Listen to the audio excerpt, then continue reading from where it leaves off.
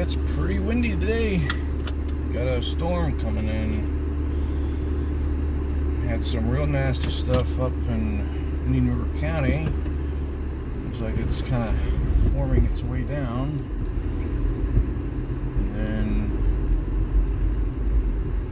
there's like a fat patch right at the St. Lucie and Okeechobee line, and then there's kind of like a fat pack that's very quickly popping in between that and the coast. And right now it's going around pretty good, probably 20-30 miles an hour, but it's definitely got the presence that there's a storm coming.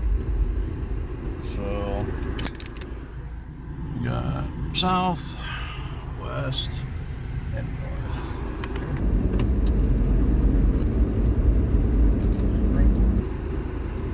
Yeah, definitely a lot of lightning right in front of us.